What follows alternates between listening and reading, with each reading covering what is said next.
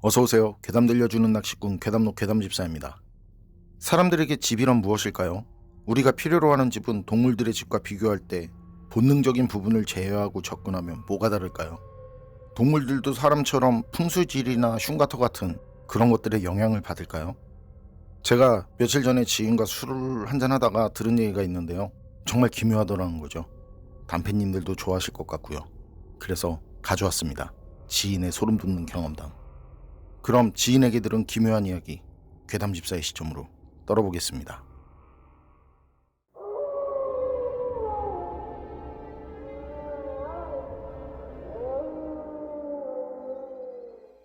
오래된 얘기죠. 중학교 들어가기 전이니까요. 그냥 80년대 한 40년 정도 된 얘기네요. 그때 저희 집이 작은 산이라고 해야 하나? 진짜 집에 올라가기 숨찰 정도로 경사진 곳이었거든요. 집에서 가게를 가든 학교를 가든 어딜 가든 하여튼 나갔다 들어오면 그냥 등산하는 기분이었어요. 왜냐면 그때 저희 집이 거의 맨 꼭대기에 있었거든요. 그리고 그땐 화장실도 집 마당을 지나서 대문 열고 나가면 문 바깥 왼쪽에 있었고 그 집안은 화장실이 없었고요. 그리고 대문도 철문으로 돼서는 그 열었다 닫았다 할 때 바닥 시멘트 부분에 닿으면서 그 끼기익 하는 그런 소리가 났는데, 씻는 것도 마당에서 펌프질해서 지하수로 씻고 아궁이에서 장작으로 불 펴서 이제 불 지펴서 솥에 밥 지어 먹고, 그리고 그 산엔 집이라곤 저희 집뿐이었는데요. 무슨 이유에선지 그때 그런 집으로 이사를 갔었어요. 그땐 어리니까 왜 그런 곳으로 이사를 했을까 이런 생각도 없었고, 그냥 제가 이제 큰 다음에 예측으론 거기서 이제 장사하시는 부모님이 시장에서도 가깝고 그 집값이 싸니까 그 집에서 살지 않았을까 하는 생각인데, 여튼 어릴 땐 그런 집에서 살았었어요. 전 형제가 없고 아버지랑 어머니랑 저랑 살고 있었는데요. 아버지랑 어머니는 장에서 장사를 하셔서 부모님 쉬는 날 외에는 매일 집에 혼자 있었어요. 아침 일찍 장사를 가셔서 밤 10시 그쯤 넘어서 들어오셨는데, 그래서 아침엔 어머니가 차려놓은 밥상에서 밥 먹고 부엌 물받이 대야에 이제 그릇 담가두고 학교 갔다가 낮에 오면서 장에 들리면 어머니가 먹을 것도 주시고 했었거든요. 그럼 그거 가지고 이제 집에 와서 혼자 놀면서 먹다가 그러다 대부분 잠이 들곤 했었는데, 그러다 희한하게 이제 부모님 오실 시간 다 되면 일어나고 아니면 좀 열심히 놀았다 싶은 날엔 부모님이 오셔서 깨우고 그랬었는데, 근데 그 사이 그 시간에 가끔 희한한 일이 있었어요. 그때 집에서 진짜 조금만 더 올라가면 작은 산이지만 어쨌든 산 정상이고 그 거기가 내려가는 길은 경사가 심하고 그 길도 없어서 그냥 사람이 다니지 않는다고 봐야 하거든요. 그리고 그 앞엔 저희 집 산보다 조금 더 높은 산이 있고요. 그런데 거기 다행히 멧돼지나 산짐승들이 돌아다니거나 하진 않았어요. 그때만 해도 야생동물들이 돌아다닐 곳들이 많고 뭐 죄다 산이고 그러니까 그런 것 같은데, 그래서 굳이 사람들이 있는 곳까지 오지 않았던 것 같은데, 그리고 아까 말씀드린 화장실 그 집 바깥에 있는 그 작은, 거긴 그냥 시멘트로 무슨 그 작은 초소 있잖아요. 그런 작은 초소 모양 하나 만들고 뒤쪽에 사각형으로 얼음 주먹 2개? 그 정도 크기로 뚫어놓고, 문도 그냥 합판보다는 좀 두껍고 그렇다고 원목 같은 두꺼운 나무는 아니고요. 뭐 어쨌든 그냥 나무 문짝으로 돼 있고, 그래서 문을 닫고 화장실에 들어가면 낮에도 많이 어두웠죠. 그냥 처음엔 잘 안 보일 정도로 그만큼 어둡다고 생각하시면 돼요. 그리고 전등도 나간 상태라 그 앞에 초를 두고 이제 불을 켜고 일을 봤는데, 이상하게 저는 초를 켜면은 그 촛불이 이렇게 움직이잖아요. 그 촛불이 움직이니까 좀 더 이상하더라고요. 낮이니까 뒤쪽 그 작은 구멍으로 빛이 들어와서 괜찮지 않냐고도 할 수 있겠는데, 뒤에서 작은 구멍으로 빛이 들어오면 많이 밝아지는 것도 아니에요. 그 빛이 뒤에서 앞에 나무 문짝까지 일직선으로 들어오는데 그마저도 제가 앉으면 빛이 가려지고요. 그래서 진짜 많이 어두운데 그냥 캄캄하다고 하는 게 더 맞을 것 같고요.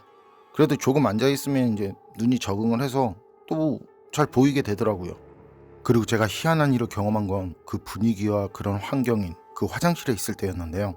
그걸 처음 경험한 날이 어땠냐면, 집 바깥에 있는 화장실에서 이제 볼일을 보고 있는데 뭔가가 후다닥 뛰어서 내려가는 그런 소리가 들리더라고요. 그리고 다시 후다닥 올라오는 그런 소리가 들리는데, 그 소리가 마치 화장실 앞에서 멈춰 있는 것 같은 그런 느낌? 그런 느낌이랄까요? 올라와서는.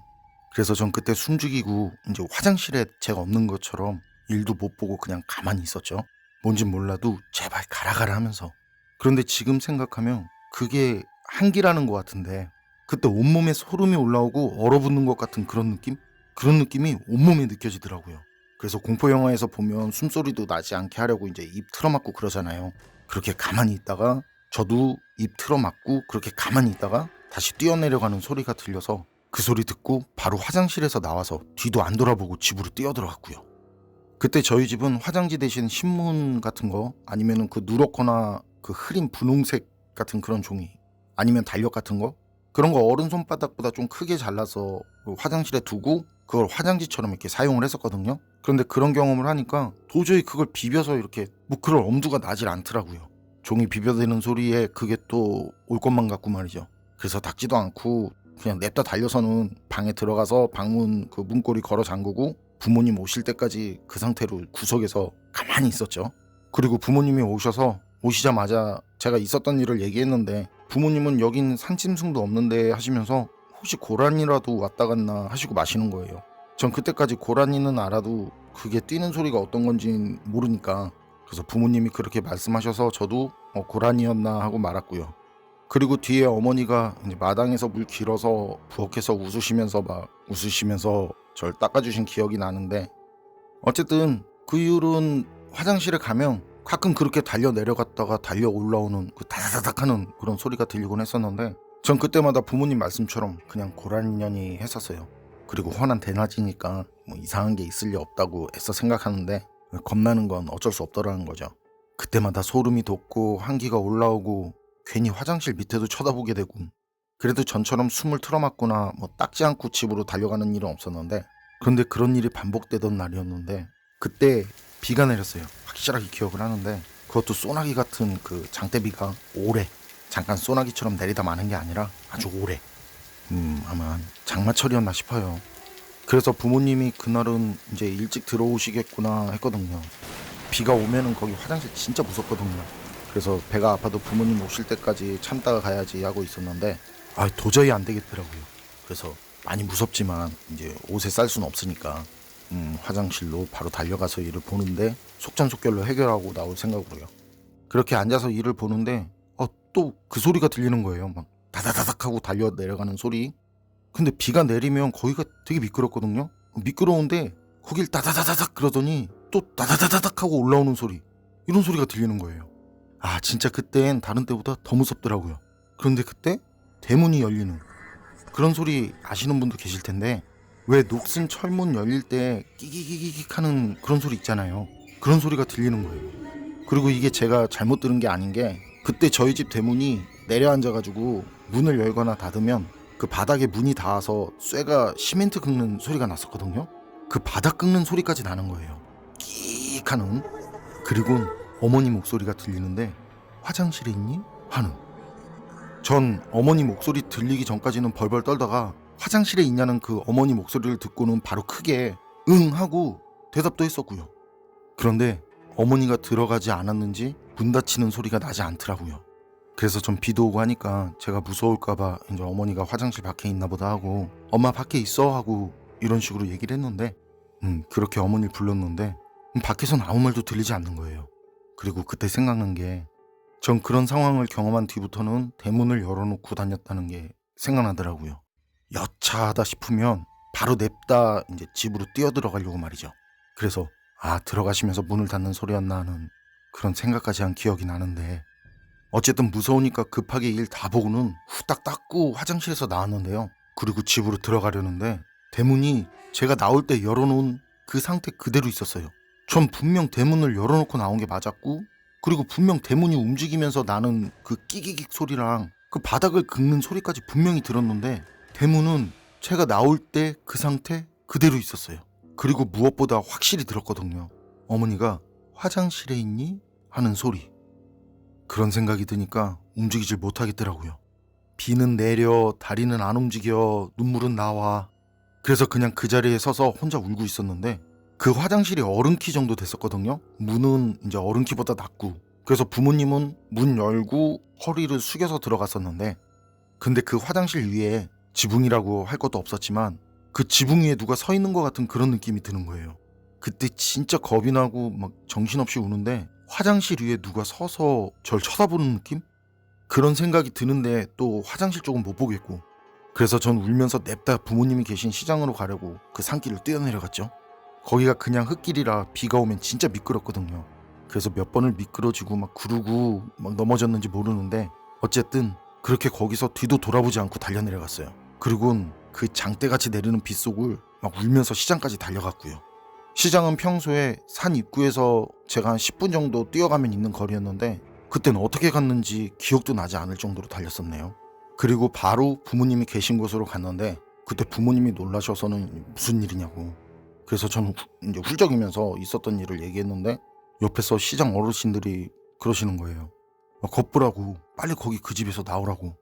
거기 사람 살 집이 아니라는데 왜 굳이 거길 가서 그러냐고. 그러다 애 잡는다고. 그 와중에 전 그런 어른들 말이 들리는데 그땐 그게 무슨 말인지도 모르고 그게 뭔 뜻인지도 모르고 전 그냥 계속 울었던 기억만 있는데요. 그리고 그 뒤로는 학교 끝나면 집에 가지 않고 시장에서 이제 부모님하고 있다가 부모님 장사 끝나면 그때 같이 들어갔는데요. 그때 같이 있으면서도 며칠을 계속 어머니께서 이제 괜찮다고 하시면서 우리 이사 갈 거라고 하시더라고요. 그리고 우린 그 집에서 나와서 이제 집들이 모여있는 동네로 이사를 갔었고요. 그리고 이건 좀 커서 들은 얘기인데 시장에 가서 부모님 도와드릴 때 그때 시장 어른들이 저를 보면서 이제 혀를 차면서 하는 말들을 들은 거죠. 거기 그전 주인네가 엄마랑 쌍둥이 딸이 살았는데 딸 중에 큰 딸이 병으로 먼저 죽고 나중엔 작은 딸도 미쳐서는 거길 막 뛰어서 다녔다고 그렇게 말을 하더라고요. 산 아래까지 뛰어 내려갔다가 또 뛰어 올라왔는데 그 미끄러운 비탈길을 그냥 두 발로 뛰어 내려갔다가 두 발로 뛰어 올라온 게 아니라 네 발 달린 짐승처럼 그 네 발 달린 짐승처럼 엎어져서는 달려 내려갔다가 다시 달려서 올라갔다고 하더라고요. 그때 그걸 본 사람들도 꽤 있었다고 하고요. 그러다 그 작은 딸도 좀 지나서 죽었고 그리고 그쪽이 집을 올리기 전 그 무덤터였다고 하더라고요. 집을 짓는다고 이장을 한다고는 했는데 미처 알아보지 못했거나 무연고 그 무덤들이 많이 나왔다고 하더라고요.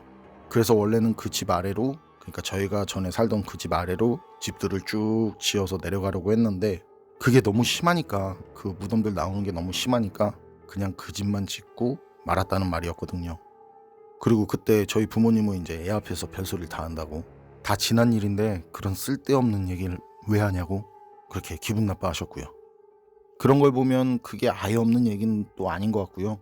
어쨌든 그때 제가 경험한 그 일들은 지금 생각해도 소름이 돋는데 지금은 거기 산을 밀고 이제 아파트들을 이렇게 올렸거든요. 그래서 전보단 좀 괜찮은데 그래도 지금도 가끔 지나가면서 그쪽을 쳐다보고 그리고 제가 예전에 살던 집이 있던 그곳을 보면 그때 제가 들었던 그 목소리가 떠올라서 소름이 돋더라고요. 생각하면 진짜 미칠 것 같은 화장실에 있니? 하고 말하던 그때 그 목소리가 말이죠. 지인의 사연은 여기까지인데요.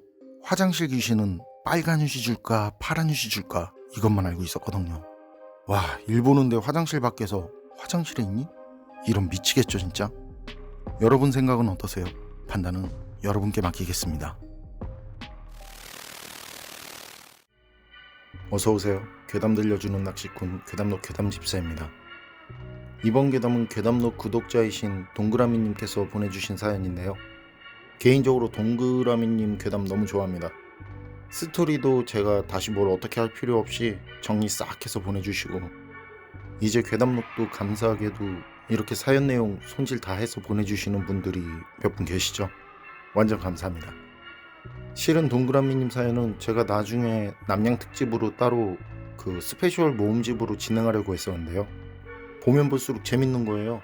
그래서 빨리 다른 분들께도 들려드리고 싶어서 이게 이 손이 동그라미님 사연 제보 감사합니다. 그럼 동그라미님의 기묘한 경험담 제가 떨어보도록 하겠습니다.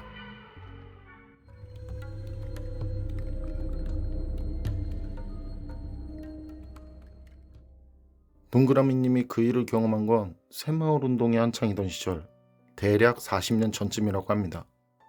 당시 동그라미님이 나고 자란 고향은 임자 없는 그 많은 무덤을 밀어내고 그 위에 집을 지은 8가구 정도가 드문드문 있는 아주 작은 시골 마을이었다는데요.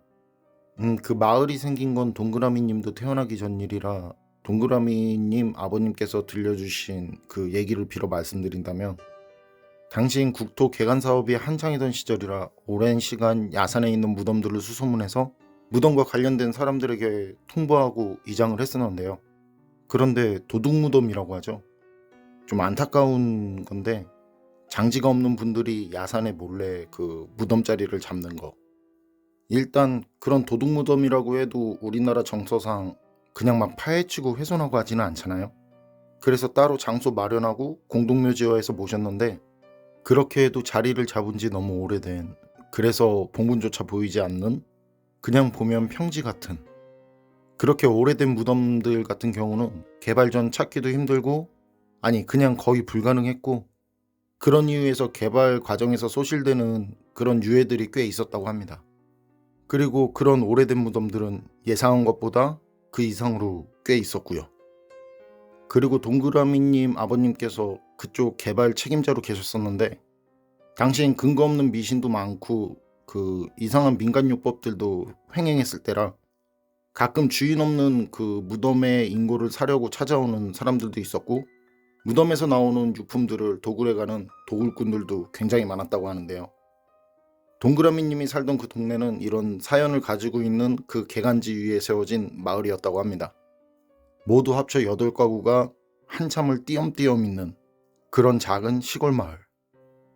동그라미님은 명확히 그 귀신을 직접 본 적은 없지만 일상생활에서 그 비슷한 존재를 확실하게 느끼기도 했었고, 존재한다는 걸 확신할 수 있는 그런 경험을 하고 계신 분이시죠. 예전 캠핑에서도 그랬었고요. 그리고 동그라미님 그 사연들을 보면 기묘한 존재들과 관련해서, 아니면 그런 현상들과 관련해서 그것들을 듣는 쪽으로도 경험이 많은 그런 분이신 것 같은데요. 저는 개인적으로 그 들리는 쪽이 더 살이 떨리더라고요. 이건 저도 몇 번 직접 경험을 한 적이 있어서 그 느낌 진짜 확실히 합니다. 어쨌든 동그라미님이 어린 시절 그 집에서 기묘한 경험을 한 건 그냥 우연스러운 한두 가지가 아니었는데요. 그 집을 우선 간단히 설명해 드린다면, 지금 보시는 화면 동그라미님께서 직접 보내주신 겁니다. 이러면 제가 너무 좋습니다. 감사합니다. 집은 흙벽으로 지었고 작은 마루와 안방과 건너방이 있는, 그리고 그 옆 쪽문으로 들어가면 정지라고 하는 아궁이가 있는 부엌이고요. 그리고 이 부엌문은 두꺼운 나무 판재를 붙여서 만든 목문이었는데요. 밤에 자다 보면 바람도 불지 않는데, 밖에도 부엌에도 아무도 없는데, 그 부엌 무거운 목문이 부엌 바닥에 넘어져서 마치 관짝 나뒹구는 것 같은 그런 둔탁하고 큰 소리가 나고, 가마솥 소뚜껑을 누가 열어보기라도 하는 듯한 소리가 나고, 부엌 찬창 그 문을 계속 빠르게 열고 닫는 것 마냥 빠르게 삐그덕삐그덕 하고 들리는 그 찬창문 여닫는 소리, 그리고 그 안에 그릇들을 만지기라도 하는 듯 달그락달그락 막 그런 시끄러운 소리. 그래서 가족 모두가 부엌 앞에서 모인 적도 있었다고 하는데요. 그런데 부엌은 언제 그랬냐는 듯이 조용하고 누가 있었던 흔적은커녕 그 어떤 인기척도 없었다고 합니다. 그리고 동그라미님 그 기억에 제삿날 밤이었다고 하는데요.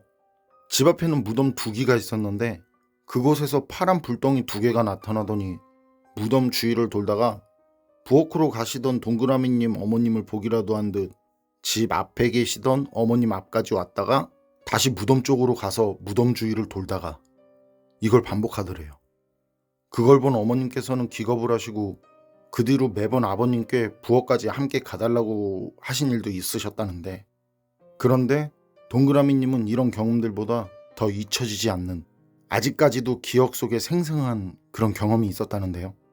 그 기묘한 경험을 한 그날도 제사가 있던 날 밤이었는데, 그날 밤은 달빛 하나 없이 칠흑같이 어두운 밤이었다고 합니다.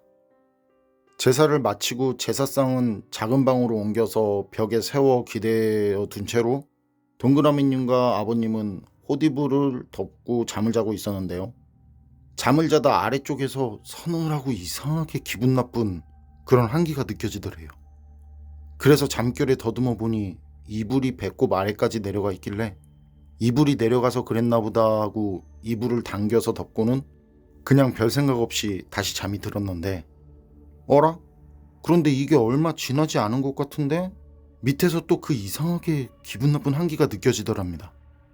그런데 이번엔 그냥 한기만 느껴지는 게 아니라 마치 누군가가 이불을 끌어당기듯이 쓱 쓱 하는 소리가 분명하게 동그라미님 귀에 들어왔다고 하는데요. 그 한기와 소리에 동그라미님은 슬쩍 실눈을 뜨고 천천히, 아주 천천히 아래를 쳐다봤는데 아래는 그냥 아무것도 없고 방에는 동그라미님과 아버님 둘뿐이었답니다. 그런데 그 순간 이불을 다시 올리려던 동그라미님 손이 더 이상 올라오지 않는데 그게 마치 누가 아래에서 이불을 꽉 쥐고 오히려 힘을 주고 끌어내리려는 듯한 그런 느낌이었다는데요. 이런 상황에서 당황하고 겁에 질린 동그라미님은 실눈을 하고는 다시 그 칠흑 같은 어두운 발 아래 쪽을 쳐다봤는데 그때 동그라미님은 분명히 봤다고 합니다. 그 어두운 방 안 발 아래쪽 구석에서 동그라미님을 쳐다보는 붉은 빛을 내는 물체를요. 그 빛이 어느 정도였는지 생생히 기억하신다는데요. 그건 지금 붉은 LED 정도로 빛이 났었다고 합니다. 그리고 그건 뿔 모양처럼 생겼는데 특이한 건 어두운 곳에서 빛이 나면 왜 주변이 밝아지잖아요. 그런데 그건 붉은 빛이 나는 그 주변은 그대로 어둡고 오로지 그것만 빛이 나고 있었다고 합니다. 그걸 본 동그라미님은 입을 열 수도 몸을 움직일 수도 없는 극도의 공포에 짓눌렸다고 하는데요. 몸이 마치 감전된 것 같은 그런 느낌에 숨도 겨우 쉴 수 있었답니다. 그런데 그 순간 붉은 빛을 내는 그 뿔 같은 걸 머리에 달고 있는 그것은 천천히 자신을 쳐다보는 동그라미님을 인지했는지 아주 천천히 동그라미님을 향해 이불 위로 슬금슬금 기어 올라왔다고 하는데요. 그때 동그라미님은 어린 나이임에도 그 죽기 전에나 경험한다는 그거 주마등같이 지난 기억들이 지나가는데 그때 이상한 낌새를 느끼셨는지 아버님이 동그라미님을 흔들었고 그제야 동그라미님은 몸을 움직일 수가 있었답니다. 동그라미님은 이제 살았다라는 그런 안도감에 아버님한테 저기 귀신 있다고 그렇게 말씀을 드렸는데 그 아버님은 그냥 헛소리 하지 말고 얼른 자라고 하시면서 허탈한 웃음과 함께 동그라미님을 진정시키려고 토닥거려 주셨다는데요. 동그라미님은 그런 아버님께 다시 좀 전보다 더 큰 소리로 말했다고 합니다. 아니야, 저기 귀신 있다니까 라고요. 그 말을 들은 아버님은 한숨을 쉬시고는 전등 스위치가 있는 곳으로 가셨고 동그라미님은 그런 아버님 뒤에 바짝 붙어서 손으로 그것이 있던 곳을 가리켰는데 동그라미님이 본 그것은 허공에 떠 있다가 방에 불이 들어오던 그 순간 벽 쪽에 세워둔 제사상 사이로 사라졌다고 하는데요. 그래서 동그라미님은 그게 사라진 쪽을 계속 가리키면서 저쪽으로 갔다고 아버님한테 말씀을 드렸는데 아버님은 한번 쓱 보시더니만 아무것도 없으니 그냥 자라고 하셨다고 합니다. 그리고 이제 그렇게 잠이 들고 다음날 일어나서 보니까 아버님께서는 달력 몇 장을 가위로 자른 뒤에 그 방 안 벽 귀퉁이마다 그 달력을 바르고 계셨다고 하는데요. 그리고 바깥 벽에도 흙을 물에 개서 그 갈라진 벽 틈에 발라놓으셨고요. 아시는 분은 아시겠지만 흙벽으로 된 그 한옥들은 모퉁이 쪽이 그 벽지와 함께 찢어져서 금이 가는 경우가 있잖아요. 그런 것들을 보수하고 계셨던 거죠. 그런데 아버님께서 보수하고 계시는 그곳은 전날 밤에 동그라미님이 본 그 정체 모를 것이 빠져나간 그 자리였다고 합니다. 제사상을 세워둔 그 자리. 그렇게 보수 작업을 하고 계신 아버님을 본 동그라미님은 맞죠?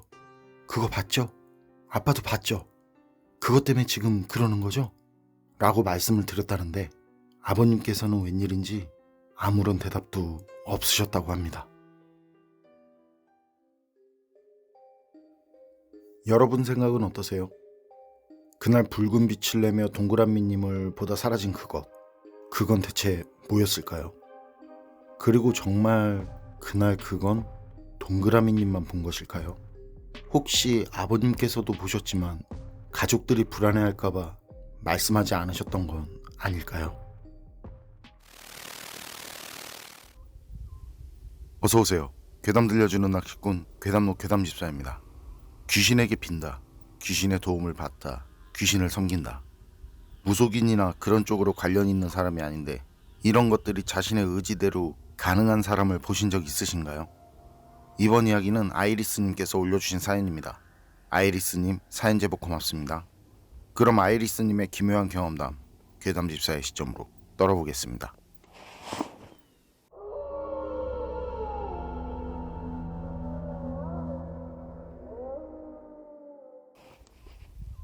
제가 오싹하고 소름 돋는 이야기 하나 해드릴게요. 전 귀신을 보는데요. 제 눈에 보이는 귀신은 사람하고 다를 게 없더라고요. 뭔가 느낌같이 보이는 게 절대 아니에요. 그렇게 흐릿하거나 느낌이 이상한 그런 경우라면 귀신을 봤다고 말하지도 않아요. 착시 같은 헛것을 봤을 수도 있으니까요. 귀신이 보일 땐 사람하고 너무 똑같아서 사람인 줄 알았다가 시간이 흐르면서 이게 사람이 아니구나 하는 걸 느끼게 되는 경우가 대부분이거든요. 그런데 그건 매번 그러면서도 적응이 안 되더라고요. 무섭다는 느낌도 처음부터 귀신이구나 하는 것들보다 사람하고 똑같은 귀신이 더 무섭고요. 이건 그렇게 사람하고 똑같이 생긴 귀신을 보고 생긴 일 중 하나고요. 벌써 8년 전이네요. 제가 홍천에서 그 귀신을 보고 이상한 일이 생긴 건요. 진짜 우리 집이 완전 다 망해서 이제 마지막이다 하고 남편하고 간 곳이 바로 지금 사는 홍천이었어요. 홍천에서도 완전 시골이라고 말하는 동네였죠. 그땐 너무 힘들어서 그런 동네에서도 아무도 쳐다보지 않는, 정말 그냥 어디서 조금 센 바람이라도 불면 쓰러질 것 같은, 그렇게 다 쓰러져가는 허름한 기와집을 샀고 거기서 다시 시작하기 위해 정착을 했었어요. 그리고 그땐 우리 가족들 모두 이악 물고 넘어져서 무릎 다 깨지고 몸이 성할 날 없어도 정말 열심히 가리지 않고 닥치는 대로 일을 했었거든요. 그렇게 이 집 저 집 동네에 바치며 논이며 가서 손품 발품 팔아가면서 하루하루를 정말 힘들게 살아갈 때였어요. 그렇게 힘든 상황인데 엎친 데 덮친 격으로 안 좋은 일이 생겼는데 이상하게 남편한테 계속 사건 사고가 끊이지 않는 거예요. 그것도 늘 우리 집 바로 앞 시멘트 길에서 말이죠. 거긴 길도 좁고 평지인데 아무 이유 없이 폰이 완전히 박살이 날 정도로 넘어지고 교통사고가 날 것도 아닌데 사고가 나고 계속 피를 보게 되더라고요. 그것도 하루 이틀도 아니고 계속 연속으로요. 그게 저만 이상하게 생각한 게 아니라 남편도 저처럼 정말 이상하다고 했었으니까요. 여기 좀 이상하다고. 우리 집인데 우리 집이라고 하지 않고 여기 좀 이상하다고 할 정도였어요. 하지만 그렇게 크고 작은 사고들이 계속 생겨도 어떻게 할 수 있는 방법도 없었죠. 그땐 그만큼 집이 너무 가난하고 어려웠으니까요. 그러다 정확한 날짜는 기억이 나지 않고 8월인 건 확실히 기억하는데요. 그때 점심을 먹고 욕실에서 양치를 하고 있었거든요. 그런데 그때 키우던 강아지가 심하게 짖는 거예요. 그래서 밖에 무슨 일 있나? 하고 나가려는데 그때 마침 남편이 절 부르더라고요. 전 양치하다 말고 나간 거라 입에 칫솔을 물고 있는 상태였고요. 그렇게 나가보니까 강아지가 아주 숨이 넘어갈 듯이 짖고 있는 거예요. 남편이 저렇게 짖어도 괜찮겠냐고, 숨 넘어가지 않겠냐고 할 정도로요. 그리고 저랑 남편이랑 강아지가 짖는 쪽을 봤는데 거긴 아무것도 없었어요. 그런데도 강아지는 그때까지도 계속 짖고요. 그래서 그냥 두면 정말 숨 넘어갈 것 같아서 얘를 안고 왜 이러지? 하는 순간 언제 왔는지 키가 큰 남자가 집 안 마당에 들어와서는 집 안을 쳐다보고 있더라고요. 마당엔 나무는커녕 풀 한 폭이었고 그늘도 없는 땡볕인데 거기 우두커니 써서 말이죠. 더군다나 낮지 않은 울타리에 대문도 잠긴 상태인데요. 전 남자한테 어떻게 들어온 거냐고, 당신 도둑이냐고 그렇게 큰 소리로 몇 번을 말했는데도 남자는 아무 말도 없이 그냥 웃기만 하는 거예요. 그때 없던 살림에 동생이 새 가전제품들을 사줘서 집에 가전제품들이 다 새 거였거든요. 전 이게 도둑이구나, 그거 훔치러 왔구나 하는 생각에 도둑이라고, 도둑 들어왔다고 소리를 질렀죠. 그 뒤에 아주 순식간에 벌어진 일인데요. 방으로 들어갔던 남편이 나오기 전이니까요. 그렇게 도둑 잡으라고 소리를 질렀더니 그때 남자가 도망을 치는데 우리 집 울타리를 그냥 통과를 하는 거예요.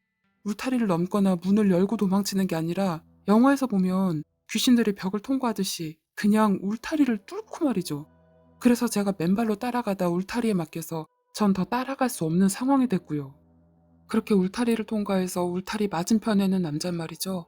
고개만 돌려서 저를 보는데 빨리 따라오라고 하면서 계속 웃는 거예요. 그때 남편이 방에서 나왔고 그러고 있는 절 불렀고요. 아무도 없는데 거기서 뭐 하는 거냐면서요. 그래서 전 남편 보고 저기 도둑 도망간다고, 도둑놈 안 보이냐고. 그때까지도 강아지는 저랑 같은 곳을 보면서 계속 짖고 있었고요. 그랬더니 남편이 저한테 있긴 누가 있다고 그러는 거냐고 하더라고요. 전 남편 말을 듣고 다시 앞을 봤을 땐 그땐 남편 말처럼 울타리 너머엔 아무도 없었어요. 그제야 전 그게 울타리를 통과한 것도 몸은 앞을 향하는데 머리만 180도 돌아서 절 보고 말한 것도 기억이 나더라고요. 이게 사람이 아니구나 하는 걸 그제야 알게 된 거죠. 그리고 그 뒤로 그 남자를 몇 번 더 보게 됐는데 그 남자는 꼭 점심때 1시에서 3시 정도에만 나타났고요. 그래서 참다 못해서 제가 물어봤죠. 이렇게는 살 수 없겠다, 안 되겠다 싶어서요. 그랬더니 남자가 그 집이 자기 집이라고 하는 거예요. 그리고는 다시 절 보면서 씩 웃으면서 사라지더라고요. 전 그 말을 들으니까 억장이 무너지는 기분이 들어서 눈물까지 나올 것 같더라고요. 집이 완전 망해서 홍천이라고 그때까지 살면서 모르는 곳까지 갔는데 그렇게 간 곳이 귀신 나오는 집이라니 진짜 억장이 무너지더라고요. 전 무당도 아니고 신내림을 받아야 한다 어쩐다 그런 증상 비슷하게 아픈 적도 없지만 그렇게 귀신이 보이더라고요. 그리고 그게 사람이 아니고 귀신이고 술을 좋아한다는 것도 알겠더라는 거죠. 그 귀신이 술을 좋아하는 걸 어떻게 알았냐고요? 그때 정말 아무 이유 없이 술 그림이 머리에 스치듯이 지나가는 거예요. 왜인지는 모르겠는데 술이 떠오르더라고요. 그래서 이 귀신이 술을 좋아하고 원하나 보다 그렇게 생각하고 바로 술을 사왔죠. 그리고 마당에 남쪽 방향으로 간단히 상 차리고 술잔에 술을 따르면서 말을 했거든요. 도시에서 살다가 완전히 망해서 여기까지 왔는데 당신이 그런 나한테 이러면 안 된다. 봐라. 여기 이거 집문서다. 이거 내가 샀고 이젠 내 집이다. 명의도 내 이름 아니냐. 이젠 여기 당신 집 아니다. 이런 식으로 집문서까지 막 흔들면서요. 그리곤 당신이 술을 좋아하는 것 같은데 나 돈 벌게 해주면 내가 해마다 잊지 않고 당신 좋아하는 술 사주겠다. 약속하겠다. 그런 말을 한참을 하면서 돈 좀 벌게 해달라고 빌었어요. 그리고 어떤 일이 생겼냐면 하나하나 다 말할 순 없지만 그 이후 8년이 지나 지금까지 하는 일마다 잘 되고 남들 불경기라고 할 때도 저희인 일이 끊이지가 않더라고요. 그래서 돈도 벌게 됐어요. 이전보다 많이. 그리고 2년 뒤엔 좋은 새 집으로 이사를 가서 그 집은 따로 별장으로 사용하게 됐고요. 지금까지도 그때 얘기한 거 해마다 술 사주겠다는 약속도 지키고 있어요. 그래서 전 귀신은 있을 거라고 생각을 하는 게 아니라 귀신은 분명히 있다고 말할 수 있네요. 귀신이라는 존재는 제가 직접 보고 제가 직접 생활해서 함께하고 있으니까요. 아이리스님 사연은 여기까지인데요. 정말 오싹하고 기묘한 이야기죠. 귀신이 술을 좋아하는 것까지 머릿속에 떠오르다니. 아이리스님 사연은 앞으로 몇 편 더 나가겠지만 모두가 그냥 레전드급인 것 같습니다. 그런데 이번 사연, 이 사연은 정말 조심스럽지만 제 생각은 아이리스님과 남편분께서 그만큼 열심히 사시고 힘들어도 이겨냈기 때문에, 그래서 지금처럼 좋은 결과가 있었던 것 같거든요. 귀신 앞에서도 포기할 줄 모르는 노력, 의지, 거기에 운도 따라주고 말이죠. 여러분 생각은 어떠세요? 판단은 여러분께 맡기겠습니다. 괴담록 오늘 이야기는 여기까지입니다. 그럼 전 다음에 또 다른 사연으로 찾아뵙겠습니다. 늘 건강하시고 평온하세요. 함께 해주셔서 고맙습니다.